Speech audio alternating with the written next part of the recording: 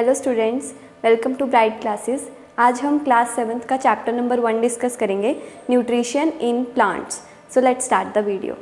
अब देखो इस चैप्टर का नाम है न्यूट्रिशन इन प्लांट्स। तो सबसे पहले हमें पता होना चाहिए कि न्यूट्रिशन होता क्या है। क्लास 6th में आपने न्यूट्रिएंट्स के बारे में पढ़ा था। हमारे फूड के अंदर जितने भी कंपोनेंट्स होते हैं, चाहे विटामिन्स हो, मिनरल्स हो, कार्बोहाइड्रेट्स हो, फैट्स हो, प्रोटीन्स हो, ये सब क्या होते हैं, इन सारे कंपोनेंट्स को हम क्या बोल देते हैं, न्यूट्रिएंट्स। तो फूड के अंदर क्या पाया जाता है, न्यूट्रिएंट पाए जाते हैं, मतलब उसके अंदर कार्बोहाइड्रेट, फैट, प्रोटीन सब पाया जाता है ना। और जब हम इस फूड को लेते हैं, अपनी बॉडी में खाते हैं जब हम ये फूड को, तो इस प्रोसेस को बोल देते हैं न्यूट्रिशन। तो न्यूट्रिशन क्या है, it is the process of taking in food को अपनी बॉडी में लेने के प्रोसेस को हम क्या बोल देते हैं, न्यूट्रिशन। और फूड के अंदर क्या होते हैं, न्यूट्रिएंट्स, और जब हम उसको खाते हैं तो उसे क्या बोलते हैं, न्यूट्रिशन। अब हम आगे न्यूट्रिशन के मोड्स पढ़ते हैं। इसके 2 मोड्स होते हैं, अब हम इसको फर्दर डिटेल में डिस्कस करते हैं। अब देखो हमने न्यूट्रिशन तो पढ़ लिया क्या होता है, कि टेकिंग इन फूड, इस प्रोसेस को हम क्या बोल देते हैं, न्यूट्रिशन, खाने को खाना। ठीक है। अब सेकेंडली उसके मोड्स क्या क्या होते हैं, उसके 2 मोड्स हैं, ऑटोट्रॉफिक न्यूट्रिशन और एक हेटेरोट्रॉफिक न्यूट्रिशन। ठीक है। ऑटो नाम से ही पता चल रहा है, देखो ऑटो का मतलब होता है सेल्फ, और ट्रोफ मतलब न्यूट्रिशन।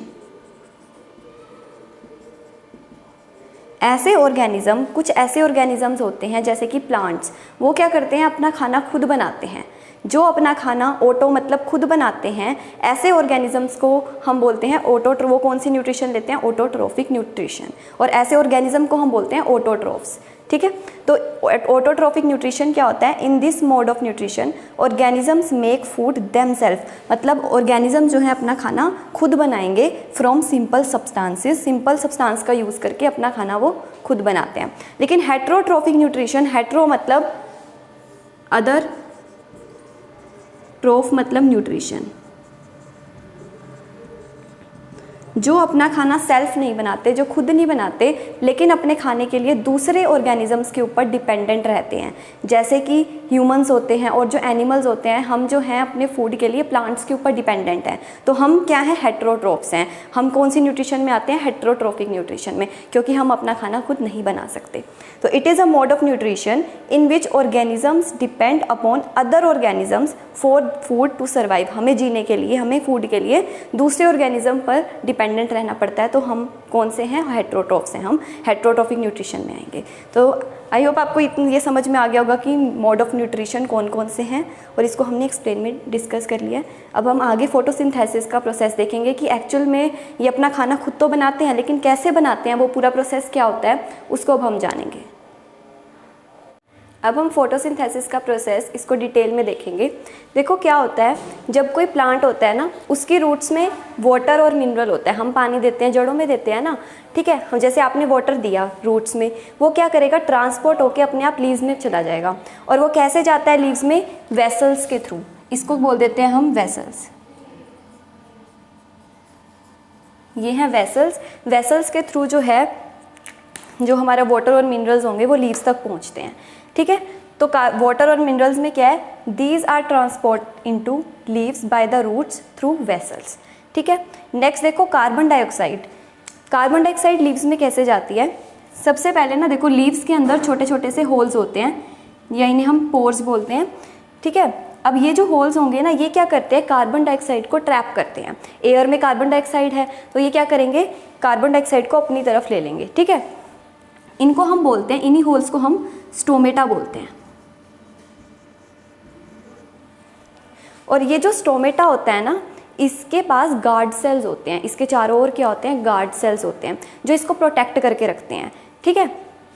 ये क्या करते हैं, कॉन्ट्रैक्ट करेंगे और रिलैक्स करेंगे। मान लो कार्बन डाइऑक्साइड जब लीव्स में जाएगी तो वो क्या करेंगे, रिलैक्स हो जाएंगे, खुल जाएंगे। ठीक है। जैसे ही ऑक्सीजन बाहर आएगी तो क्या करेंगे, ये फिर से कॉन्ट्रैक्ट कर लेंगे।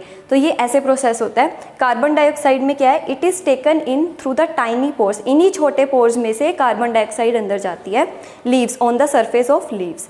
सच पोर्स आर कॉल्ड स्टोमेटा। और इन पोर्स को हमने क्या बोला है, stomata. These are surrounded by guard cells।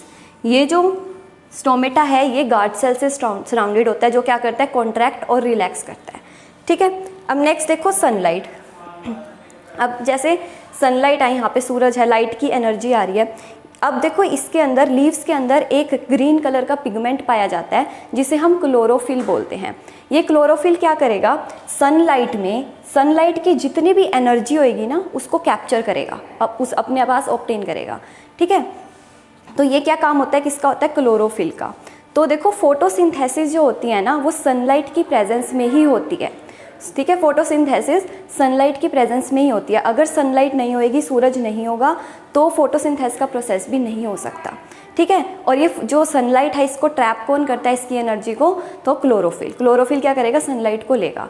ठीक है, अभी देखो सनलाइट में the leaves have a green pigment, leaves में क्या होएगा, ग्रीन कलर का पिगमेंट होएगा जिसका नाम है क्लोरोफिल। ठीक है, it helps leaves to capture the energy of sunlight. ये क्या करेगा, लीव्स की को हेल्प करेगा कि सनलाइट की एनर्जी को कैप्चर करने के लिए। अब वही जो एनर्जी है उससे आगे खाना बनेगा, कार्बोहाइड्रेट्स बनेंगे in the form of starch.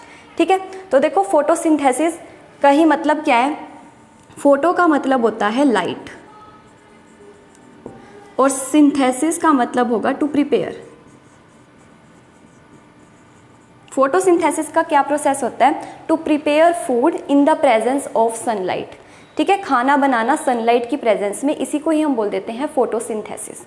Clear है इतना, आई होप आपको ये समझ में आ गया होगा अच्छे से। देखो फोटोसिंथेसिस जो है दो वर्ड से मिलके बना है, फोटो सिंथेसिस। फोटो का मतलब होता है लाइट और सिंथेसिस का मतलब होता है टू प्रिपेयर। अब देखो जो प्लांट्स हैं वो अपना खाना बना रहे हैं, प्रिपेयर कर रहे हैं, किसकी प्रेजेंस में, सनलाइट की प्रेजेंस में। तो इसी प्रोसेस को हमने क्या बोला था, फोटोसिंथेसिस। तो फोटोसिंथेसिस की क्या डेफिनेशन हो जाएगी, the process of preparing food in the presence of sunlight, it is known as photosynthesis. The preparing food, अपना खाना बना रहे हैं वो in the presence of sunlight. ठीक है, इसीलिए जो फोटोसिंथेसिस का प्रोसेस होता है वो हमेशा सनलाइट की ही प्रेजेंस में होगा, इसीलिए नाइट में कभी भी फोटोसिंथेसिस नहीं होता। ठीक है, तो देखो इसकी रिएक्शन अगर हम देखें तो carbon dioxide, water, carbon dioxide चाहिए हमें, पानी भी चाहिए होता है फोटोसिंथेसिस में, और किसकी प्रेजेंस में, सनलाइट की और क्लोरोफिल की। ठीक है, क्लोरोफिल क्या करेगा, वही तो करेगा, सनलाइट को ट्रैप करेगा अपने अंदर, है ना। तो carbon dioxide, water in the presence of sunlight and chlorophyll क्या बना रहे थे, कार्बोहाइड्रेट्स। क्या है, उसका खाना है, किस फॉर्म में, in the form of starch, और साथ में क्या आएगा, ऑक्सीजन। तो ठीक है, तो ये प्रोसेस होता है फोटोसिंथेसिस का, जो हमने डिटेल में डिस्कस कर लिया है।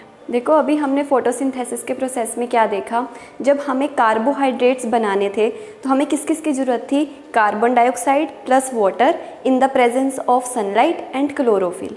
ठीक है, लेकिन देखो प्लांट्स को अगर प्रोटीन चाहिए, फैट चाहिए, तो उसके लिए वो कैसे बना सकते हैं वो। तो देखो अगर प्रोटीन्स या फैट बनाना होता है, प्लांट्स को चाहिए होता है, तो वो कौन बनाता है, नाइट्रोजन बैक्टीरिया। नाइट्रोजन बैक्टीरिया का यहाँ पे बहुत इंपॉर्टेंट रोल होता है। देखो एटमॉस्फेयर के अंदर बहुत सारी नाइट्रोजन है। ठीक है, अब जो प्लांट्स होते हैं ना वो नाइट्रोजन गैसियस फॉर्म में है, तो एज इट इज़ उसको नहीं ले सकते, वो प्लांट्स गैसियस फॉर्म में नाइट्रोजन को यूज़ नहीं कर सकते, उन्हें सोल्यूबल फॉर्म में कन्वर्ट करना पड़ता है, उसको यूजेबल फॉर्म में कन्वर्ट करना पड़ता है, और वो कौन करता है प्लांट्स के लिए, नाइट्रोजन बैक्टीरिया।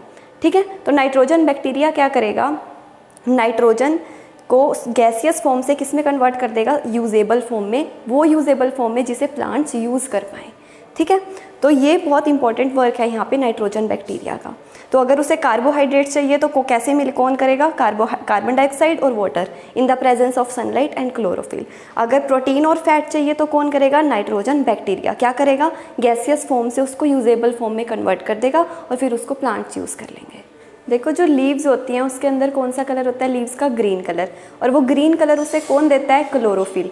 उसको हम क्या बोलते हैं, ग्रीन पिगमेंट, जो लीव्स में पाया जाता है, जो लीव्स का कलर को ग्रीन करता है। अब कई ऐसे लीव्स भी होते हैं जिनका कलर ग्रीन नहीं होता, जो दूसरे कलर के होते हैं, येलो होते हैं, रेड होते हैं, तो क्या उनमें फोटोसिंथेसिस होती है, क्या उनके अंदर क्लोरोफिल होता है, तो आंसर है येस, उनके अंदर भी क्लोरोफिल पाया जाता है, लेकिन बहुत कम अमाउंट में। ठीक है, तो हम सोचते हैं कि लीव्स जो होती हैं जिनका कलर ग्रीन नहीं है उसमें फोटोसिंथेसिस हो ही नहीं सकती, क्योंकि उनका कलर, क्योंकि उसमें क्लोरोफिल प्रेजेंट नहीं है, लेकिन एक्चुअल में उनमें भी क्लोरोफिल प्रेजेंट होता है, लेकिन बहुत कम अमाउंट में होता है, लेकिन उनके अंदर भी फोटोसिंथेसिस का प्रोसेस होता है, वो भी खाना बनाते हैं।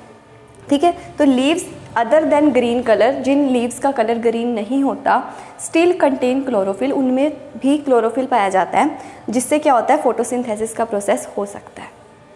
इस वीडियो में हमने न्यूट्रिशन चैप्टर नंबर 1 जो है आपका, उसका हमने हाफ पोर्शन को कंप्लीट कर लिया है। इसका जो बाकी का पोर्शन रहता है उसे हम नेक्स्ट वीडियो में कंप्लीट करेंगे इस चैप्टर को। तो आई होप आपको वीडियो हेल्पफुल लगी होगी और आपको अच्छे से कंसेप्ट समझ में आए होंगे। अगर वीडियो अच्छी लगी हो तो वीडियो को लाइक कर दें और चैनल को सब्सक्राइब कर दें। Thank you.